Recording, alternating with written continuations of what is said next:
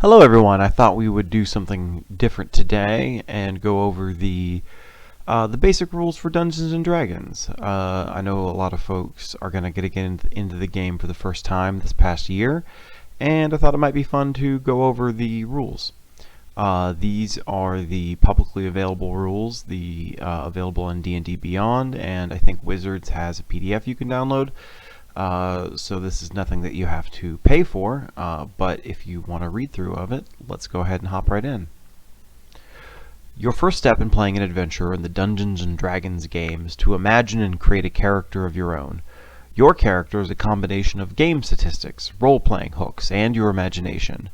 You choose a race, such as human or halfling, and a class, such as fighter or wizard. You also invent the personality, appearance, and backstory of your character. Once completed, your character serves as your representation in the game, your avatar in the Dungeons & Dragons world. Before you dive into step 1 below, think about what kind of adventurer you want to play. You might be a courageous fighter, a skulking rogue, a fervent cleric, or a flamboyant wizard. Or you might be more interested in an unconventional character, such as a brawny rogue who likes hand-to-hand combat, or a sharpshooter who picks off enemies from afar. Do you like fantasy fiction featuring dwarves or elves? Try building a character of one of those races. Do you want your character to be the toughest adventurer at the table? Consider the fighter class. If you don't know where else to begin, take a look at the illustrations in any Dungeons & Dragons book to see what catches your interest. Once you have a character in mind, follow these steps in order, making decisions that reflect the character you want. Your conception of your character might evolve with each choice you make. What's important is that you come to the table with a character you're excited to play. Throughout the section, we use the term character sheet to mean whatever you use to track your character, whether it's a formal character sheet, like the one at the end of these rules, some form of digital record, or a piece of notebook paper. An official D&D character sheet is a fine place to start until you know what information you need and how you use it during the game. Number 1. Choosing a race. Every character belongs to a race, one of the many intelligent humanoid species in the D&D world. The most common player character races are dwarves, elves, halflings, and humans. Some races also have sub-races, such as mountain dwarf or wood elf. The races section provides more information about these races. The race you choose contributes to your character's identity in an important way, by establishing a general appearance and the natural talents gained from culture and ancestry. Your character's race grants particular racial traits such as special senses, proficiency with certain weapons or tools, proficiency in one or more skills, or the ability to use minor spells. These traits sometimes dovetail with the capabilities of certain classes. See Step 2. For example, the racial traits of lightfoot halflings make them exceptional rogues, and high elves tend to be powerful wizards. Sometimes playing against type can be fun too. Halfling paladins and mountain dwarf wizards, for example, can be unusual but memorable characters. Your race also increases one or more of your ability scores, which you determine in Step 3. Note these increases and remember to apply them later. Record the traits granted by your race on your character sheet. Be sure to note your starting languages and your base speed as well. Number 2. Choose a class. Every adventurer is a member of a class. Class broadly describes a character's vocation, what special talents he or she possesses, and the tactics he or she is most likely to employ when exploring a dungeon, fighting monsters, or engaging in a tense negotiation. The character classes are described in the classes section. Your character receives a number of benefits from your choice of class. Many of these benefits are class features, capabilities, including spellcasting, that set your character apart from members of other classes. You also gain a number of proficiencies: armor, weapons, skills, saving throws, and sometimes tools. Your proficiencies define many of the things your character can do particularly well, from using certain weapons to telling a convincing lie. On your character sheet, record all the features that your class gives you at first level. Level. Typically, a character starts at first level and advances in level by adventuring and gaining experience points, XP. A first-level character is inexperienced in the adventuring world, although he or she might have been a soldier or pirate and done dangerous things before. Starting off at first level marks your character's entry into the adventuring life. If you're already familiar with the game, or if you are joining an existing D&D campaign, your DM might decide to have you begin at a higher level, on the assumption that your character has already survived a few harrowing adventures. Record your level on your character sheet. If you're starting at a higher level, record the additional elements your class gives you for your levels passed first. Also record your experience points. A first level character has 0 XP. A higher level character typically begins with the minimum amount of XP required to reach that level. See Beyond First Level later in this section. Hit points and hit dice. Your character's hit points define how tough your character is in combat and other dangerous situations. Your hit points are determined by your hit dice, short for hit point dice. At first level, your character has 1 hit die, and the die type is determined by your class. You start with hit points equal to the highest roll of that die, as indicated in your class description. You also add your Constitution modifier, which you'll determine in Step 3. This is also your hit point maximum. Record your character's hit points on your character sheet. Also record the type of hit die your character uses and the number of hit die you have. After you rest, you can spend hit dice to regain hit points. See Resting in the Adventuring section. Proficiency Bonus. The table that appears in your class description shows your Proficiency Bonus, which is +2 for a first level character. Your Proficiency Bonus applies to many of the numbers you'll be recording on your character sheet, such as attack rolls with weapons you're proficient with, attack rolls with spells you cast, ability checks using skills you're proficient in, ability checks using tools you're proficient in, saving throws you're proficient in, saving throws for DCs for spells you cast, explained in the spellcasting class, or explained in each spellcasting class, my apologies. Your class determines your weapon proficiencies, your saving throw proficiencies, and some of your skill and tool proficiencies. Skills are described in using ability scores, tools, and equipment. Your background gives you additional skills, skill, and tool proficiencies, and some races give you more proficiencies. Be sure to note all of these proficiencies as well as your proficiency bonus on your character sheet. Your proficiency bonus can't be added to a single die roll or other number more than once. Occasionally, your proficiency bonus might be modified, doubled or halved, for example, before you apply it. If a circumstance suggests that your proficiency bonus applies more than once to the same roll, or that it should be multiplied more than once, you nevertheless add it only once, multiply it only once, and have it only once. Number 3. Determinability Scores. Much of what your character does in the game depends on his or her 6 abilities: Strength, Dexterity, Constitution, Intelligence, Wisdom, and Charisma. Each ability has a score, which is a number you record on your character sheet. The 6 abilities and their use in the game are described in the Using Ability Score section. The Ability Score Summary table provides a quick reference for what qualities are measured by each ability, what races increase which abilities, and what classes consider each ability particularly important. You generate your character's 6 ability scores randomly. Roll 4 6-sided die and record the total of the highest 3 dice on a piece of scratch paper. Do this 5 more times so that you have 6 numbers.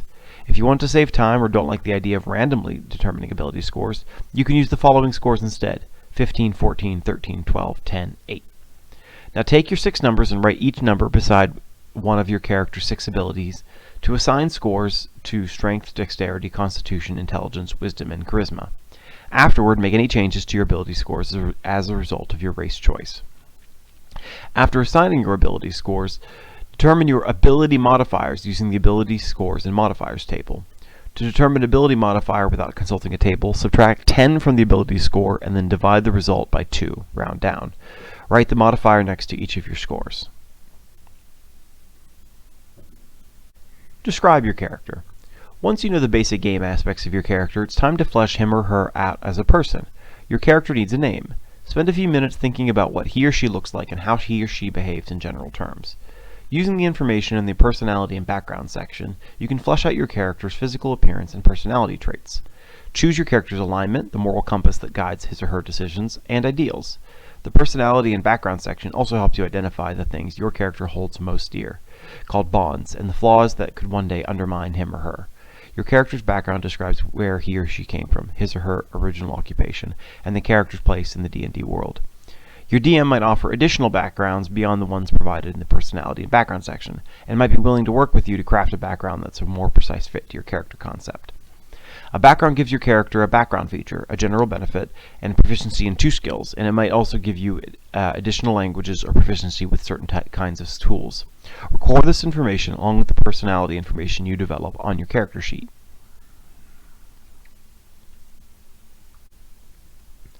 Your character's abilities. Take your character's ability scores and race into account as you flesh out his or her appearance and personality. A very strong character with low intelligence might think and behave very differently from a very smart character with low strength. For example, high strength usually corresponds with a burly or athletic body, while a character with low strength might be scrawny or plump. A character with high dexterity is probably lithe, and slim, while a character with low dexterity might be either gangly and awkward or heavy and thick-fingered. A character with high constitution usually looks healthy, with bright eyes and abundant energy. A character with low constitution might be sickly or frail. A character with high intelligence might be highly inquisitive and studious, while a character with low intelligence might speak simply or easily forget details. A character with high wisdom has good judgment, empathy, and a general awareness of what's going on. A character with low wisdom might be absent-minded, foolhardy, or oblivious. A character with high charisma exudes confidence, which is usually mixed with a graceful or intimidating presence. A character with low charisma might come across as abrasive, inarticulate, or timid. Choose equipment. Your class and background determine your character's... Oh no. Your class and background determine your character's starting equipment, including weapons, armor, and other adventuring gear. Record this equipment on your character sheet. All such items are detailed in the equipment section.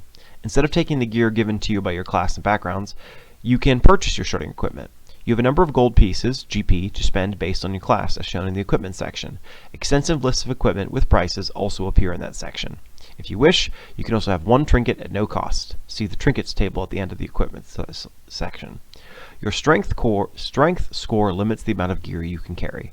Try not to purchase equipment with a total weight exceeding your strength score times 15. Using ability scores has more information on carrying capacity. Armor class. Your armor class represents how well your character avoids being wounded in battle. Things that contribute to your AC include the armor you wear, the shield you carry, and your dexterity modifier.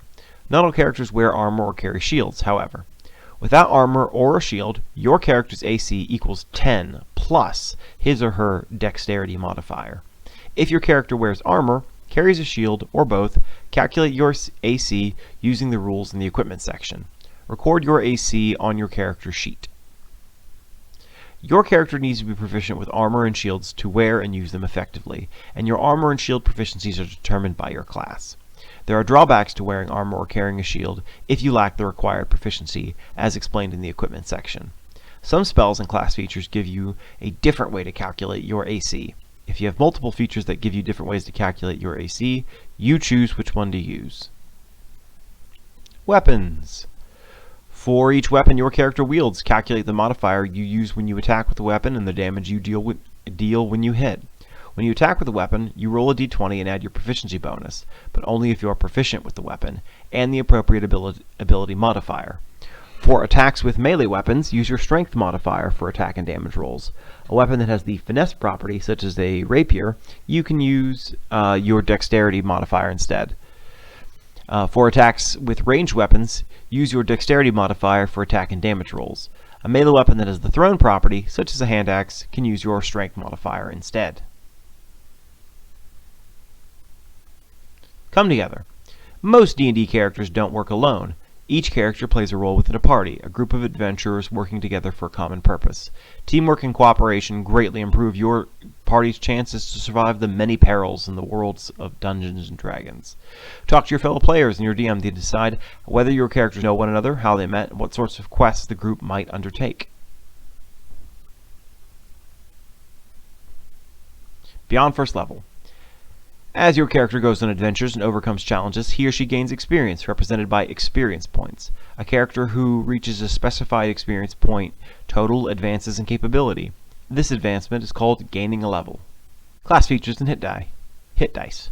When your character gains a level, his or her class often grants additional features, as detailed in the class description. Some of these features allow you to increase your ability scores, either increasing 2 scores by 1 each or increasing 1 score by 2. You can't increase an ability score above 20. In addition, each character's proficiency bonus increases at certain levels. And it's important to remember your proficiency bonus increases, and it's not tied to whether you multi-class or not. So whether or not you multi-class, every character at a certain player level has the same proficiency bonus. Each time you gain a level, you gain 1 additional hit die. Roll that hit die, add your Constitution modifier to the roll, and add the total minimum of 1 to your hit point maximum. Alternatively, you can use the fixed value shown in your class entry, which is the average result of the die roll, rounded up. When your Constitution modifier increases by 1, your hit point maximum increases by 1 for each level you have attained. For example, if your 7th level fighter has a Constitution score of 17, when he reaches 8th level, he increases his Constitution score from 17 to 18, thus increasing his Constitution modifier from +3 to +4. His hit point maximum then increases by 8. The character advancement table summarizes the XP you need to advance in levels from level 1 through level 20, and the proficiency bonus for a character of that level. Consult the information in your character's class description to see what other improvements you gain at each level. Okay, I think I'm going to call it there for right now. I hope you had fun reading along with me today. If you wouldn't mind giving the channel a subscribe and giving the video a like, I'd really appreciate it. Thank you so very much.